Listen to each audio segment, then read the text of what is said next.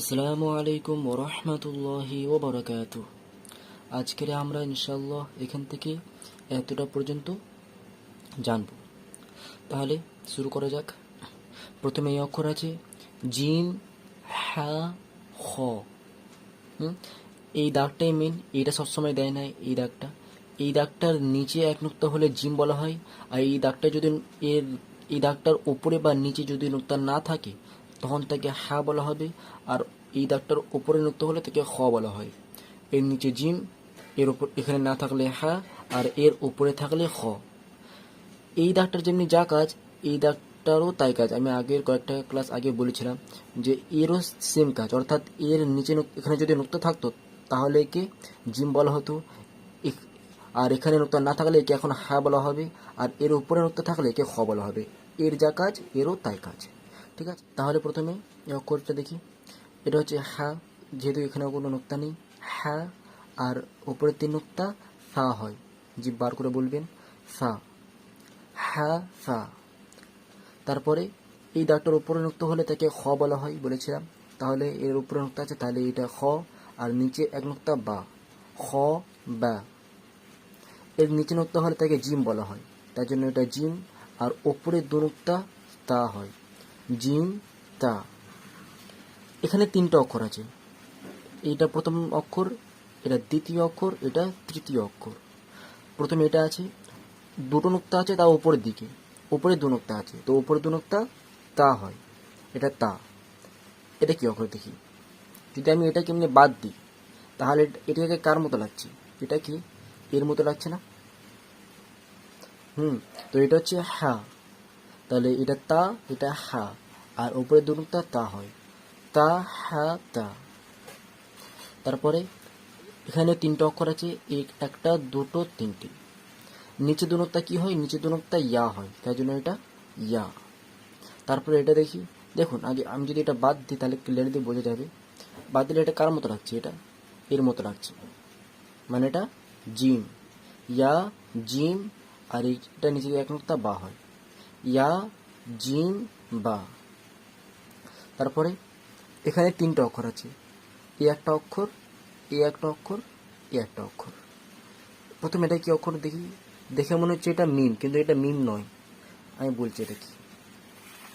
আমি এখানে বলেছিলাম যে অক্ষরের মুখটা সবসময় আসবে পরবর্তীকালে, ঠিক আছে? শুধু মুখগুলোই অক্ষরের আসে, এই পুরোটা দেয় না। তো এটা যেমনি এইটুকুনি অংশই এখানে দিয়েছে, সেম ওইটুকুনি অংশ, মানে ওটা সৎ ছিল, এটা তাহলে কি? এটা তাহলে সদ, ঠিক আছে? তো এটা ওইটুকুনি মুখটাই দেবে, এটা তো এটা ভালো করে চিনে নিন, এটা হচ্ছে সদ। আর এটা আমি এটা বাদ দিচ্ছি, কি এটা? হ্যাঁ, নুক্তা নেই যেহেতু কোথাও, এটা হ্যাঁ, সদ, হ্যাঁ, আর নিচে এক নুক্তা বা হয়, সদ, হ্যাঁ, বা।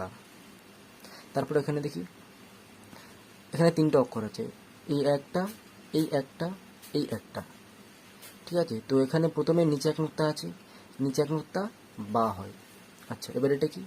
দেখুন এটা জিম হা খয়ের মুখ না, এমনি এর এর উপরে নুক্তা হলে তো খ বলা হয়, এই তো সেম এটা এখানে তাই দিয়েছে।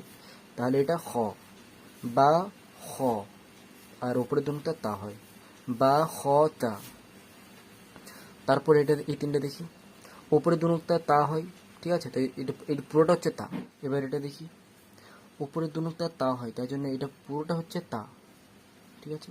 এখানে দেখুন, এখানকার আর এখানকার মধ্যে পার্থক্য একটারই, এখানে দুটো নুক্তা ছিল উপরে, এখানে নুক্তা নেই, তাই না? তাহলে এটা তো তা আছে, আর এটা হচ্ছে হা, এটা আগেরবার এসেছিল, আর এটাও হা, তা, হা, হা। এবার দেখি, নিচে এক নুক্তা বা হয়, তাই জন্য এটা বা, আর উপরে দু নুক্তা তা হয়, এই পুরোটা হচ্ছে তা, ঠিক আছে? এই যদি নুক্তা না থাকতো, এখানে শুধু এইটুকুনি থাকতো, তাহলে এটা হা ছিল, এটা হা ছিল এখন। কিন্তু যেহেতু এর উপরে নুক্তা চলে আসলো দুটো, তার জন্য এমনি নয় যে বা তা হা, না এমনি নয়, বা এই পুরোটা হচ্ছে তা, ঠিক আছে? তো এটা বা তা। তারপর এটা দেখি, নিচে দু নুক্তা ইয়া হয়, আর এটা হচ্ছে হা, ঠিক আছে? যদি এর মতো নুক্তা থাকতো তাহলে একে তা বলতাম, কিন্তু যেহেতু এখন নুক্তা নেই, একে শুধু হা বলবো, ইয়া হা। তারপরে এটা হচ্ছে উপরে দু নুক্তা তা, আর এটাও একটা অক্ষর, এই যে এটা আমি দেখাচ্ছি কোথায় ছিল এটা, যে আমরা হা চিনছিলাম, দেখছেন তো একটা বাম হাতের মতো বার হয়ে আছে, এটা বাম দিকটা, এখানে দেখুন তাই হয়েছে, বাম দিকটা এমনি বার হয়েছে, তাহলে এটা কি, এটা হচ্ছে হা, তা হা। ঠিক আছে, তো এটা ভালো করে চিনে নেবেন, এটা হা।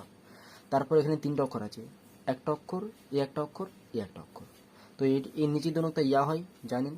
এটা কি, এটা কখনো আসেনি। তো এটা হচ্ছে, এটা এক্ষুনি চিনে নিন আর মুখটা ভালো করে মুখস্থ করে নিন। এটা হচ্ছে হা, দেখতে কেমন আগে ভালো করে চিনে নিন। এটা হচ্ছে হা, ইয়া হা, আর নিচে এক নুক্তা বা হয়, ইয়া হা বা। তারপর নিচে এক নুক্তা বা, আর এটাও কি নতুন লাগছে, এটা এটা হচ্ছে হা, এটাও হা, এটাও হা, এটাও হা, বা হা, আর এক লম্বা দাগ আলিফ হয়, এটা হচ্ছে আলিফ, বা হা আলিফ। এখানে তিনটা অক্ষর আছে, এ একটা, এ একটা, এ একটা। নিচে এক নুক্তা আছে, তো নিচে এক নুক্তা বা হয়, এটা বা। এটা কি, এটা হচ্ছে, এটাও হা, বা হা, আর এটা হচ্ছে মিম।